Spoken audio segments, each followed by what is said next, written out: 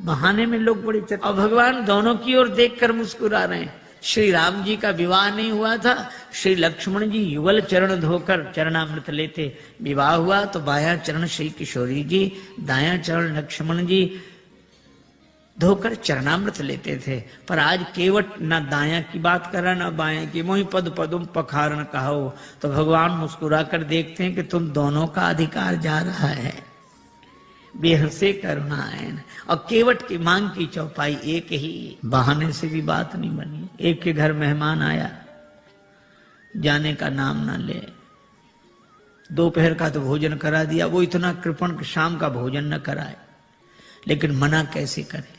बेटे से बोला मेहमान के पास जब बैठे हो तब आकर पूछना शाम के भोजन के लिए। बेटे ने कहा पिताजी शाम को भोजन क्या बने।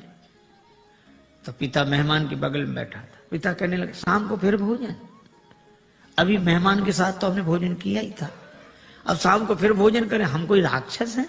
मेहमान से पूछ लो, मतलब मेहमान भोजन करे तो राक्षस। बेचारे मेहमान ने भी कह दिया कि नहीं ठीक है, हो गया। बहाने में लोग बड़े चतुर। एक महात्मा किसी वृद्धा माता के यहाँ भोजन को गए, मैया ने सब भोजन परोस दिया, पंखा लेके बैठ गई, थाली में पीछे पापड़ रखे थे, पापड़ परोसना भूल गई। अब महात्मा का मन पापड़ पे जाए बार बार। उनका ये स्वभाव है, जो करोड़ों की चीज मिली हो तो उसे 2 कौड़ी की लगती है, 2 कौड़ी की चीज ना मिले तो करोड़ों की लगती है। उधर ही देखे, लेकिन मांगने में शर्म भी लगे और बुढ़िया को याद ना आवे। सो महात्मा बोले मैया भगवान की बड़ी कृपा, आज जो आपका दर्शन हो गया। क्यों? रास्ते में बड़ा लंबा सांप मिला। सांप? हाँ लंबा था बहुत। कितना लंबा महाराज? यहाँ से वो पापड़ की थाली रखी। बुढ़िया बोले अरे महाराज पापड़ परोसना तो मैं भूल ही गई। महात्मा बोले हम तो बता रहे थे कि सांप कितना लंबा था। तो कई बार बहाने से भी बात बन जाती, युक्ति से बना लेना चाहिए, लेकिन कई बार बहाने से भी बात नहीं बनती। एक के घर मेहमान आए जाए नहीं, और बेचारा घर वाला संकोची कुछ कहे नहीं। 5-7 दिन हो गए। एक दिन पति पत्नी से बोला कि देवी ये मेहमान तो जाता ही नहीं, कोई उपाय। पत्नी बोली और खिलाओ पिलाओ और सम्मान करो, काहे को जाएगा वो। देखो देखो ये व्यंग मत करो, तो उपाय बताओ। पत्नी बोली उपाय तो है 3 मर्ज, उपाय 1, बुखार हो जुखाम हो मेहमान हो, ज्वर जुखाम और पाहुना, ज्वर जुखाम और पाहुना, इनका एक उपाय, लंघन दे दो तान के फिर न वापस आए। लंघन दे दो बुखार नहीं आएगा, लंघन दे दो जुकाम नहीं आएगा, लंघन दे दो मेहमान नहीं आएगा। हाँ ये बात तो ठीक है, लेकिन अब हम लोग भोजन बनाएं उसे ना दें तो एक दिन ना बनाओ। तो नहीं बनाने का तो कोई कारण होगा। झगड़ा, हम लोगों में झगड़ा होते नहीं, झूठा ही झगड़ा कर लो। अब बाहर वाले कमरे में मेहमान बैठा, भीतर जोर जोर से इन्होंने झगड़ा करना शुरू किया। पति ने डांटना शुरू किया, और पत्नी ने वो जब देखो तब मुझे डांटते रहते, और आज भोजन ही नहीं बनाऊंगे मैं। पति बोला बनाना ही मत, मैं कोई मर नहीं जाऊंगा एक दिन भूखे। अब जो झगड़ा शुरू हुआ, और मेहमान ने सुना कि आज इन्हीं को नहीं मिल रहा है, तो उसने अपना थैला उठाया गया। पत्नी ने देखा कि गया, पति ने देखा गया। तो पति बोला आप काहे को रो रही हो, हमने कोई सच्चा डांटा था, हमने तो झूठा डांटा था। तो पत्नी मुस्कुरा कर बोली मैं कोई सचमुच रो रही हूं, मैं तो झूठे ही रो रही हूं। लेकिन आश्चर्य, तब तक मेहमान भीतर, हम कोई सच्चे गए थे, हम भी तो झूठे ही गए थे। कई बार प्रयास करने पर भी काम नहीं बनता। भगवान ने बड़ा प्रयास किया, पर केवट बोला साफ साफ कहो। प्रेम पराधीन प्रभु की यह अभय वाणी सुनकर केवट गया, कठौते में जल भर लाया। आहा, उस दृश्य को आप देखें। कठौता एक और रख दिया, बाईं हथेली आगे बढ़ाई, श्री राघवेंद्र का दायां चरण रखा और कठौते से जल छोड़ दिया, लगा धोने। मन में तो यही भाव है कि वही चरण जिन चरणन ते निकसी सुरसरी।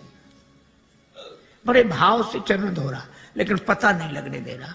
श्री लक्ष्मण जी ने कहा कि अच्छा केवट बड़े भाव के कारण चरण धो रहे हो। केवट बोला नहीं नहीं सरकार, हम तो नाव के कारण चरण धो रहे हैं, भाव के कारण नहीं।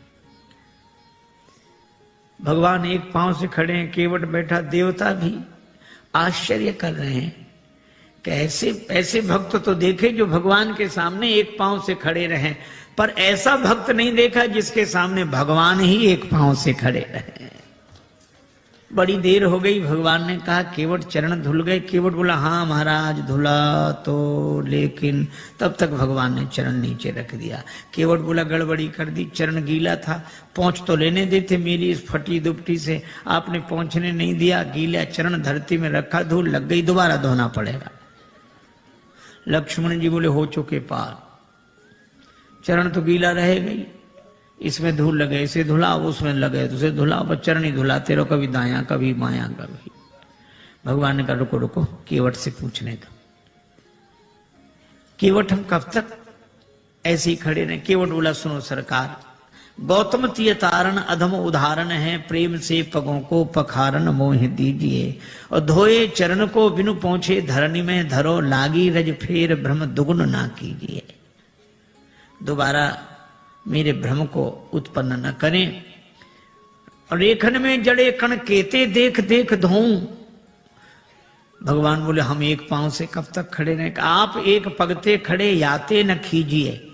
जिन विचार जो एक ही पांव होता वे भी तो किसी का सहारा लेकर खड़े रहते हैं, वृक्ष का, डाली का, किसी आदमी का, लाठी का। भगवान बोले यहाँ कोई सहारा हो तो बताओ। केवट बोला है, चाहो अवलंब तो विनीत जू, विलंब बिनु नाथ मेरे माथ पे सो हाथ धर लीजिए।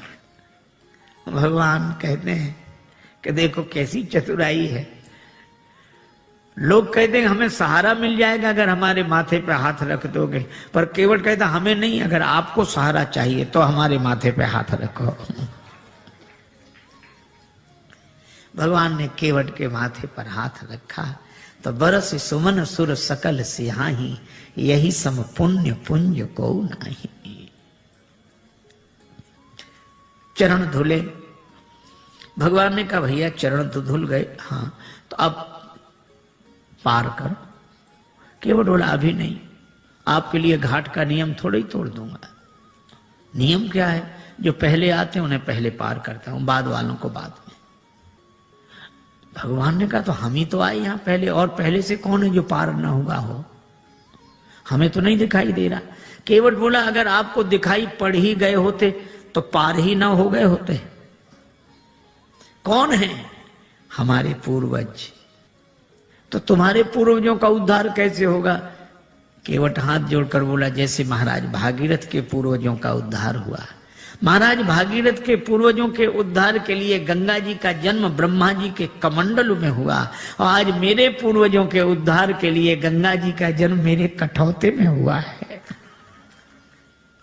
पद पखारी जलपान करी, आप सहित परिवार, पितर पार करी, प्रभु पुण्य मुदित गए उलई पार। पितरों को पहले पार किया,